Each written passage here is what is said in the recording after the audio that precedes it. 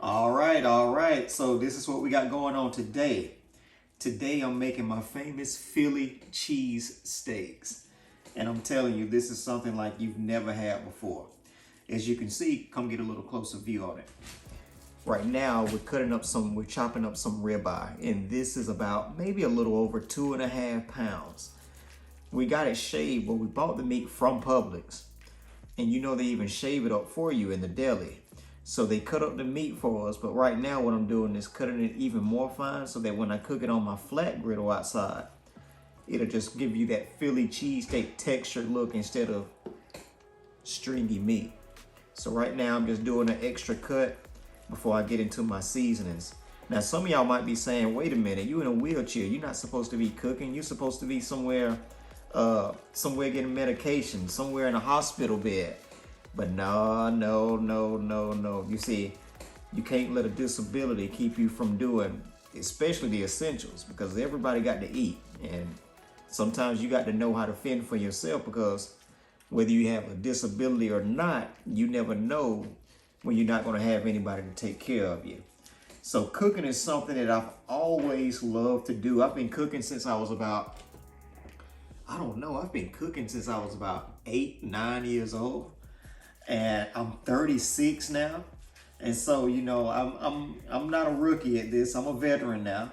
And I'm a veteran at cooking, and not only that, I'm a veteran in the military. As you can see, I got on my Army hat. I did 8 years in the military, did a tour in Afghanistan. And when did I do a tour in Afghanistan? That was back in, was it 2011? No, 2009. No, 2010. And then I came home in 2011, and then I got in a bad vehicle accident that left me paralyzed from my chest line down in 2012. But God is good, and life goes on. But enough about me today. I want you to come get a closer view of this meat. Look how good this meat looks. You see this? This is some good ribeye right here. Now what I'm getting ready to do now, since I got my meat cut up, I'm getting ready to start on my seasonings. Now, all right, so let's see. Got the meat cut up. And as you can see, I always got on rubber gloves. I can't stand to touch raw meat. I hate it. And you know, I always got on rubber gloves when I'm cooking, and I encourage you all too to, you know, whenever you cook, use rubber gloves. Keep your hands clean. You don't have to worry about spreading germs on your food. And you know, with me, when I got bare hands, I'm touching my wheels a lot. So I, of course, I have to use rubber gloves when I'm cooking, because don't want nobody getting sick on my watch. All right, so now we got some seasonings. What I'm gonna season up this meat with, what I'm gonna do is season up my meats. I'm gonna use some I'm gonna use some garlic powder. I'm gonna use some pepper, some salt, some Chicago steak seasoning. And I may add a little Himalayan pink salt in it, just to give it a little bit more flavor. And what I'm going to do, I'll leave the ingredients and how much I use in the description below.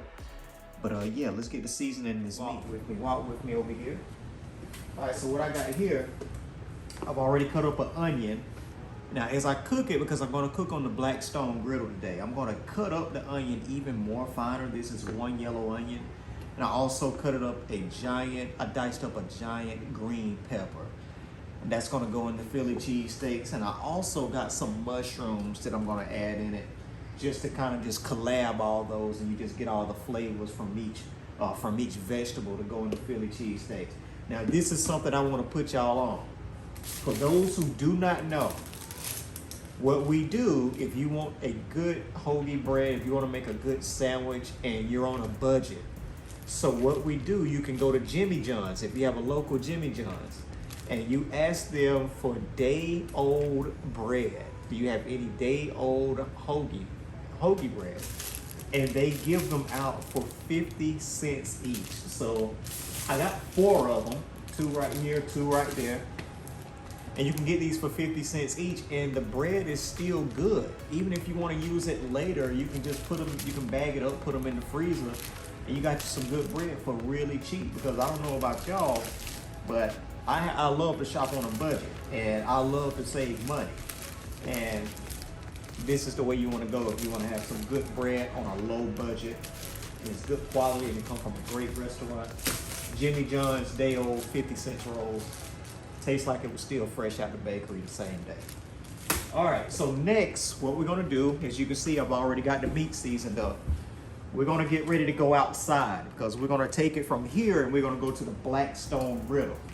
And what we're gonna do is we're gonna get ready to collab everything together. And once we're done with that, I'm gonna show you how I make my famous cheese whiz sauce. I'm gonna make some cheese whiz from scratch. And I know that it will benefit people who like cheese. A lot of times, when it comes to Philly cheesesteaks, people either like cheese whiz or they go with provolone cheese. Well, me, I like both. As you can see today, and I'll show you as we get ready to go outside soon, I'm not only going to use a cheese whiz sauce, but I'm going to also incorporate provolone cheese and even some processed cheese, American processed cheese within the meat while I'm cooking. And I'll leave a description on how much I put in the description below. I'll leave the recipe on how much cheese I use. But I promise you, y'all, if you try this recipe, it will be perfect. All right, y'all, so we've made it outside to the deck. And as y'all can see, I got my Blackstone griddle. Right now, I just got it turned on, waiting on it to get hot. Gonna get ready to throw this meat on. Gonna put these vegetables on with it. And we're gonna make this beautiful, beautiful dish today. So I got me a little olive oil, and this is gonna be for my vegetables. Pretty much when you're cooking meat, it already produces its own grease, so you don't need to add oil on top of oil. But you do want to have some oil to saute these vegetables. So I got me some olive oil. You can use canola oil, you can use vegetable oil, it don't matter. I just like olive oil because it seems like it's a little bit more healthier. And so, let's see, you can bring me the meat. I'm gonna get my wife to bring me the meat and some utensils. Oh, and I'm gonna get my daughter to bring me some gloves, because remember I told you I do not cook without gloves.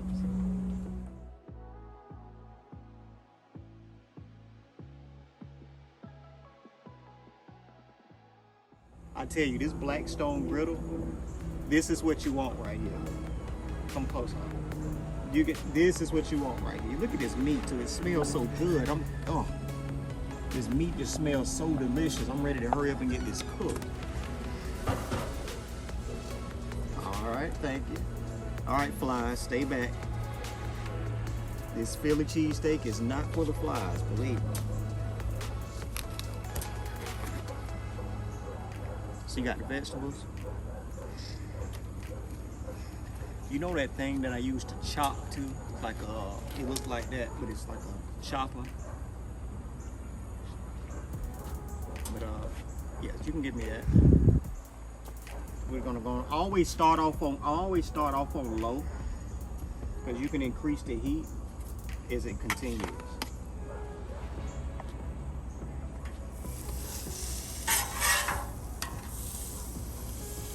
And also, when you cook everything on low, what it does is it allows the meat to produce its own grease. If you start off on high, then it's just gonna burn right away.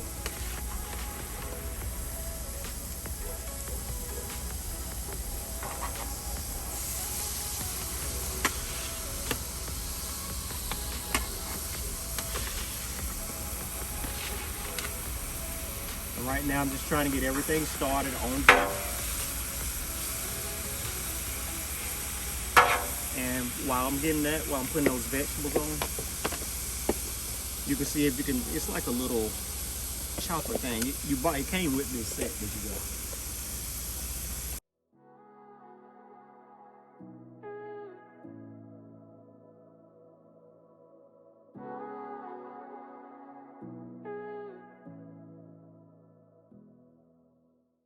I almost forgot about the mushrooms.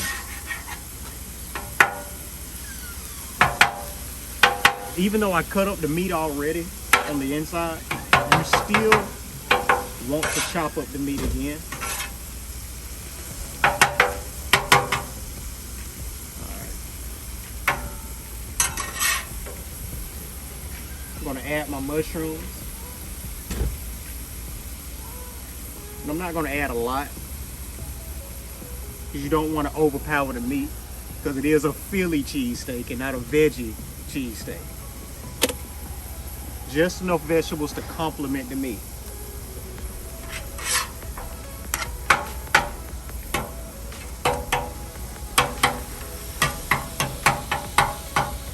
And it don't take long for the meat to cook.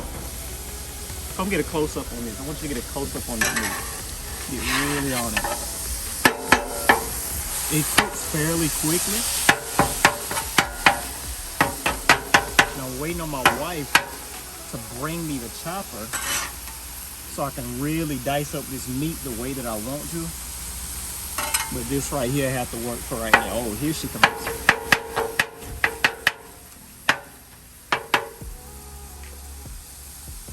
There we go. Uh-oh. It's time to go to work now. And I'll get the salt and the pepper. See, now that this has produced its own grease, it's time to turn it up a notch.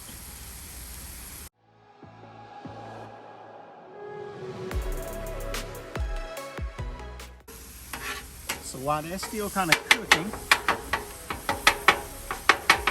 I always want to give it that fine chop. Look at that.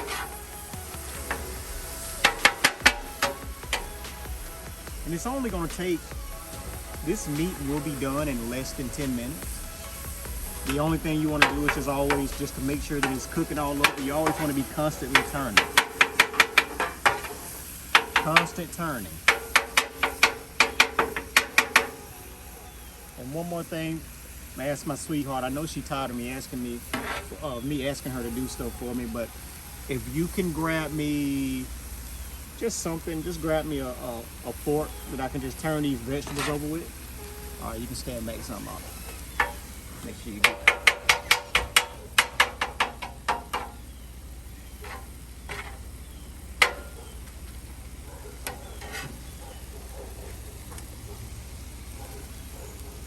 I just want to go to show y'all while this food is cooking, you know, it don't matter what your disability is, it don't matter what kind of adversity you're facing in life. Don't never let that stop you from doing the things you love. See, I love to cook, and I remember when I first got injured, one of my main concerns was I'll never be able to cook again. I'll never be able to sit in front of that stove again and do the things that I love. But you know what? As I got stronger and my body got stronger, I said, you know what, I think I can still cook. But I was scared to try it first. And you know what, it took some getting used to. I had to make some adjustments because it's not easy cooking in a wheelchair. But you know, practice makes perfect. And I can tell you now, I have no regrets. I enjoy still doing the thing that I love to do. And I'm still with my family. I'm able to prepare a nice meal for my family. So whether you having a disability, whatever you're going through, don't never let that stop you from doing the thing that you love, because you're stopping yourself from being a blessing to somebody else. All right, enough with the lecture. Now let's look at these vegetables. I'm going to give a turn to these vegetables.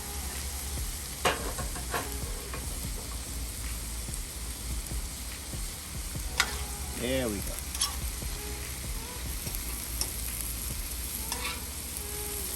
And something that I should have did, I should have diced up those onions a little more, but I'll still be able to dice them up. That's no problem at all. And I'm gonna add some salt and pepper to the vegetables. And I'm also, once the vegetables get nice and soft, I'm gonna go through with my chopper and really grind everything up and incorporate it with that meat.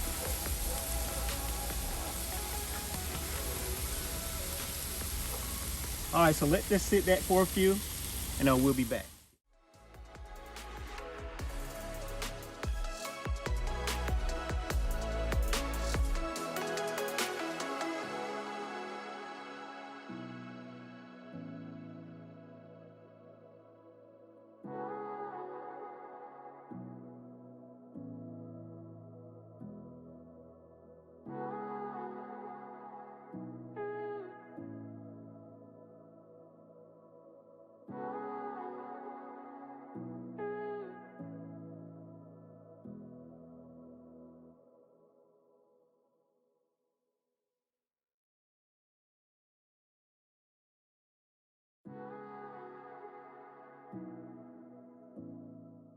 Oh.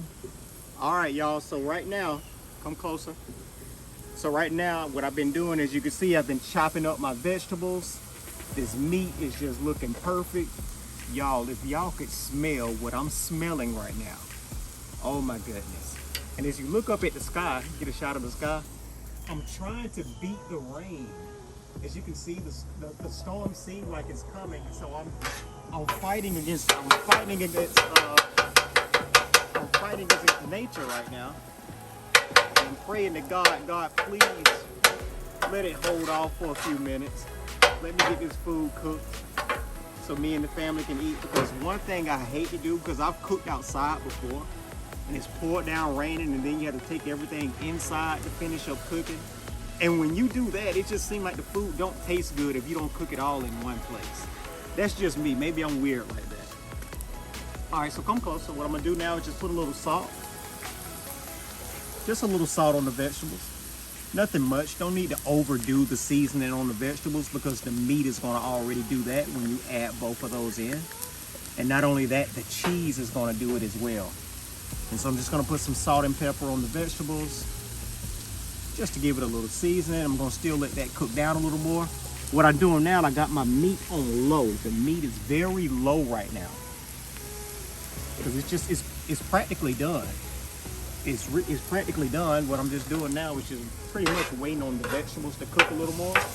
And then once they cook a little more, I'm gonna add it in there. I'm gonna alley-oop the vegetables right into the meat. And then I'm gonna incorporate my American cheese with the provolone in the meat. Now, once I add the cheeses in, I still have to do my homemade Whiz sauce. And I'm telling you, y'all, don't knock it until you try it.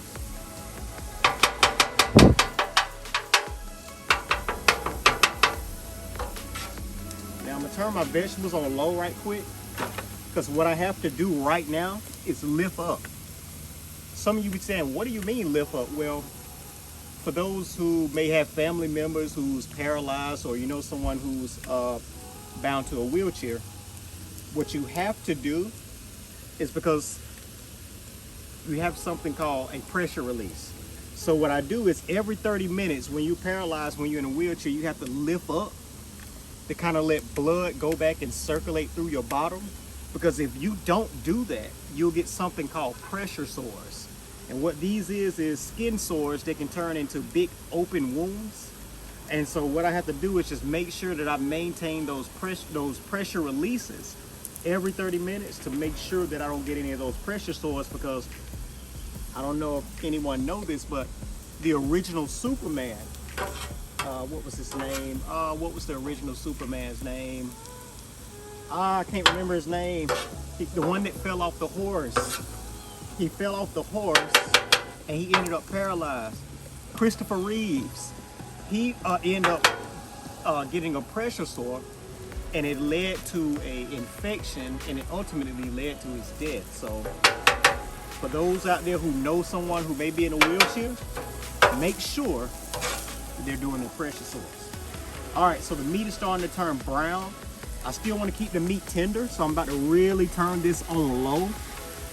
And what I'm getting ready to do now is incorporate the vegetables and add my cheeses.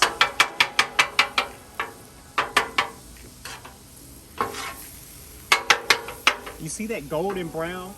Come a little closer. What I want you to do, you always want to go get those onions caramelized. So it got that golden brown texture on it right there. And the mushrooms are almost like to the point where they can melt in your mouth. This is exactly what you want right here. I got the meat on low. Y'all, I'm telling you.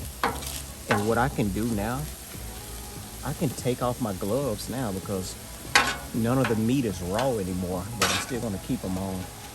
I just don't like to touch raw meat with bare hands. All right, so right now I'm adding in, here we go. And I don't wanna add them in all at once, because you don't want to overpower the meat. You want to see, you're looking at the ratio. So I didn't add in everything at once. Let me stir it in good to just see how it looks. I pretty much just eyeball it here. Because you don't want too much vegetables. And so I'm gonna get the American. I'm gonna get the American cheese and the provolone. All right, so I'm seeing how this looks right now, and I'm like, okay, I can add a little more in here. I'm add a little bit more vegetables. But I like vegetables. But like I say, you still don't want to put too much in where you're having a veggie cheesesteak instead of a Philly cheesesteak. Look at that, y'all. Oh, the meat is done. Look at that, y'all. Y'all just don't know. And for those who don't got for those fathers, hey, if you want a good gift that'll benefit you and your family, ask for a Blackstone griddle. This thing make cooking so much easier. All right, so I got me some provolone cheese, and I want to turn everything on low because everything is done now. We're just simmering now. Got everything on low. I'm going to incorporate some provolone cheese and my American cheese, some Kraft singles. Now, this is only to basically, what this does is it adds more flavor to the meat, but it also makes it more chewable. You're basically just making the meat more tender with the cheese that you're melting in. This is not going to be my actual cheese sauce because I'm going to make the cheese sauce over the stove. But this is right here is to add more flavor to the meat, to tenderize the meat, and to just give it flavor all the way through. Not just with the cheese sauce, but you're going to taste cheese in the meat. You're going to taste cheese on the sauce. You're going to taste the flavors. Everything is just going to come together perfect. So once I add, I'm going to eyeball it right now. And as you can see, I got my family out here. Say hello, family. It's my wife right there. Show the one. Say hey. Hi. She's shy right now. But I said, no, see, we're going to be doing a whole lot more than cooking videos, so she got to get that shyness out of her.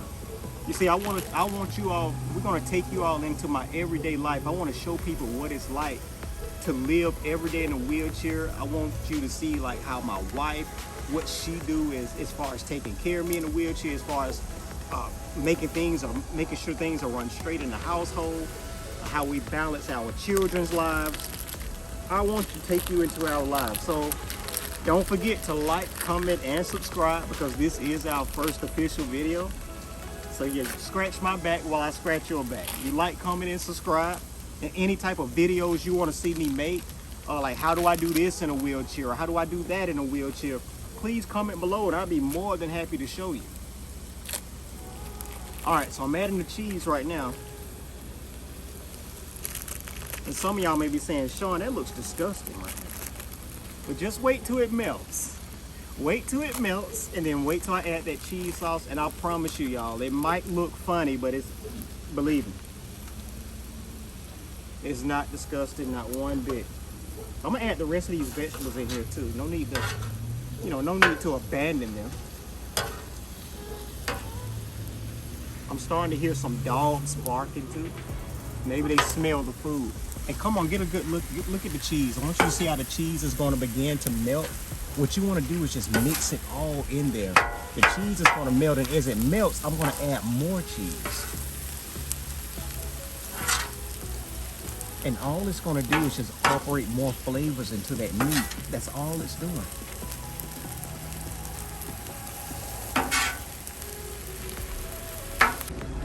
All right, y'all.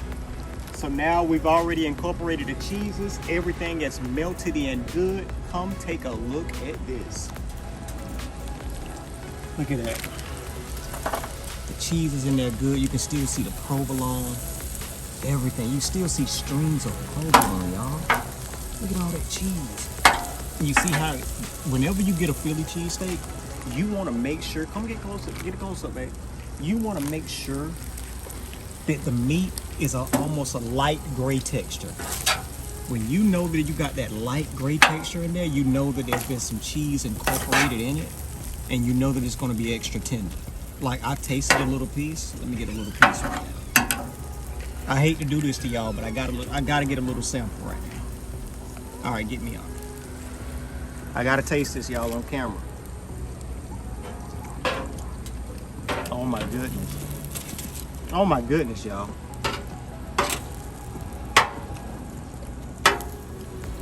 Y'all just don't know. All right, so the meat is done. Now what I'm gonna do, I wanna add just a sprinkle of this. This is some of that Tony, I hope I'm saying it right. This is some of the Tony Chichiro's Creole seasoning. I'm gonna add a little bit of that in that. Now I know I didn't have that in the original recipe, and we gotta hurry up because it's raining, y'all. So let me get a little sprinkle of that. All right, now I'm gonna get my wife to help me get this steak off. We're gonna finish this up in the house. The meat is done. The only thing I'm gonna do now is go inside and take about 10 minutes to make this this cheese whiz. And y'all, it's on. And I thank the Lord that He allowed the rain to come right when we was finished with the steak. So, hey, look at all that. Look at that. You can feed the multitude with that. We should have bought more of those 50-cent Jimmy John rolls. All right, so they're taking that in the house. We're gonna shut everything right now. We're gonna shut everything down for right now. We'll pick up when we get back in the house and start on this cheese whiz. 2, 3. All right, y'all, we're back in the house. And as you can see, it is pouring down, raining outside now, so we made it in just in time. And so right now what we're gonna do is get ready to make our cheese whiz from scratch. And what I put in here, I had about a half a bag, or a little over half a bag of some sharp cheddar from Sargento, which is the best cheese, and I'm not getting paid to say this, but this is the best cheese, Sargento. You gotta get Sargento cheese if you're gonna use cheese for any rib. That's top of the line. Now I'm gonna use some Sargento cheese, and I got a bag of sharp cheddar. And what I've done, I've also put in a tablespoon of cornstarch. And come get a closer view on this. I've mixed in a tablespoon of cornstarch inside of the cheese just so that when I add my evaporated milk, it gives it that thickness and it allows the cheese to melt, and that'll make that good cheese whiz texture. And you always want to use evaporated milk, because don't use regular milk, because that will continue to keep the cheese clumpy. What you want to do is use evaporated milk, because what evaporated milk does, it allows the cheese and the milk to get incorporated together, and it melts a whole lot easier. It comes out a whole lot smoother. So yeah, whenever you're making cheese whiz from scratch, always use evaporated milk. All right, so what I'm going to do now, this right here, this is a 12 ounce. Yeah, this is a 12 ounce can. I'm gonna kind of eyeball it. What you're gonna do is start off with a little less than half.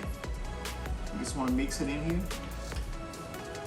And as the cheese melts, we'll add more, if needed. So we're gonna start off with 6 ounces. Just turn on this stove. And you wanna cook it on low.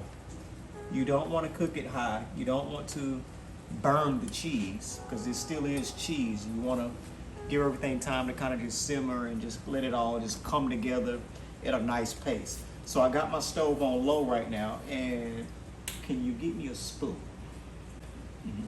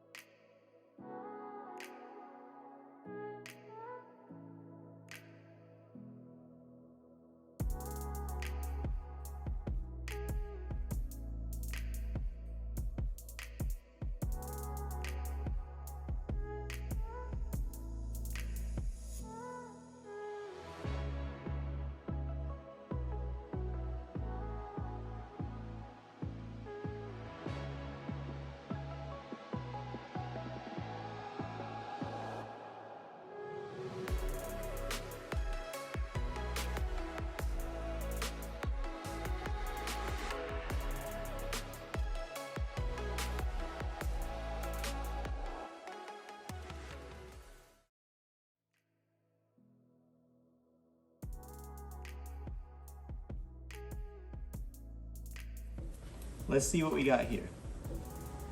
And no, y'all, I'm not gonna double dip.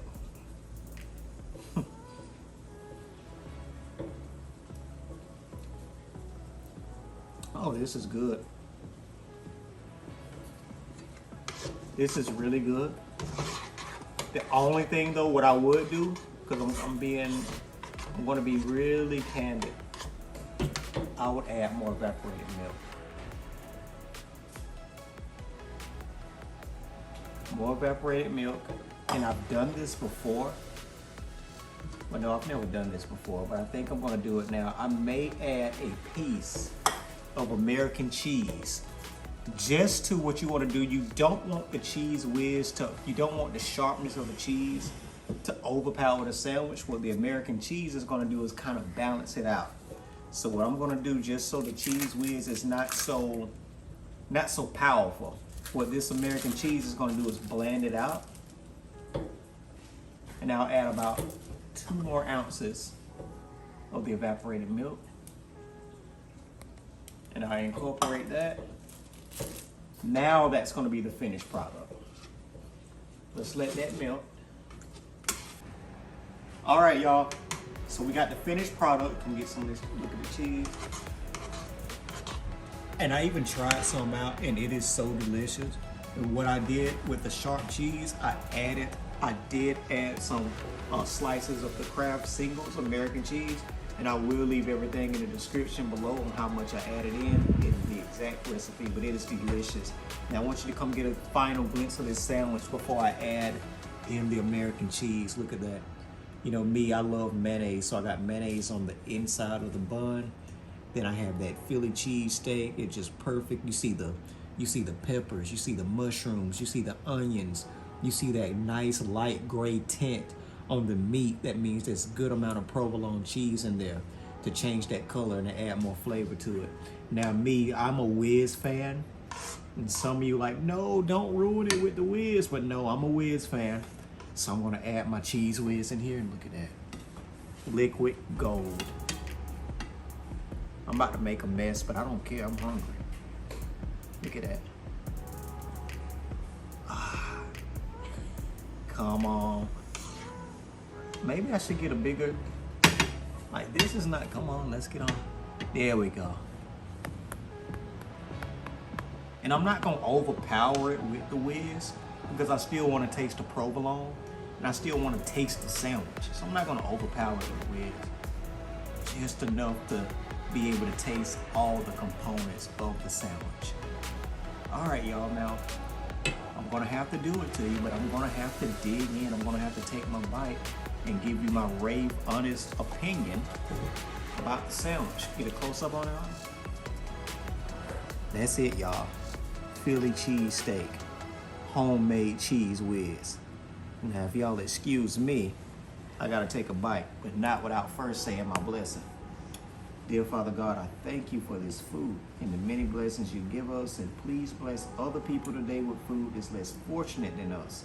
Orphans, widows, homeless peoples, and families who can't provide for themselves with food today. In Jesus' name we pray, amen.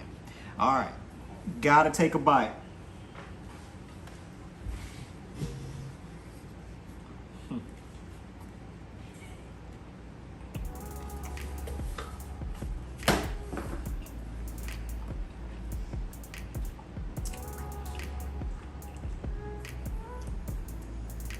Y'all, I can't even swallow right now. You taste, come here, get it close to it. The flavor is so good. Let me turn this stove off for I have some burnt cheese with. The flavor is so good. The cheese whiz is light, but you can still taste the sharpness from the cheddar. You still taste the American cheeses. It's not overpowering. The meat is not over. You taste everything.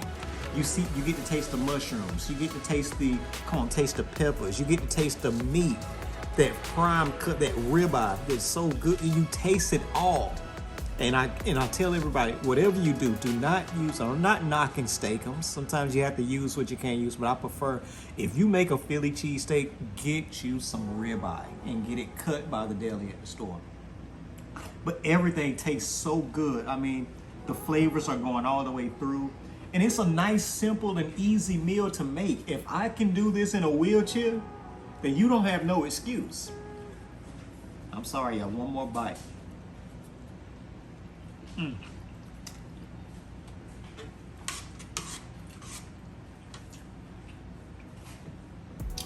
That's it for today, guys. Hand me my hat. Didn't mean to disrespect the army like that, but good grief. That sandwich was good. That's it for today. That's how you make a Philly cheesesteak on the Blackstone griddle. This is our first video of many. I want to take you into my life. I want to take you into my family's lives. You all let me know in the comments what type of video you want to see me make next. I'm going to always do cooking videos, but I'm also going to incorporate my family. Just show you everyday life from a paralyzed veteran's point of view. All right, y'all. Thank y'all. God bless everyone out there. And I hope y'all have a great rest of your day.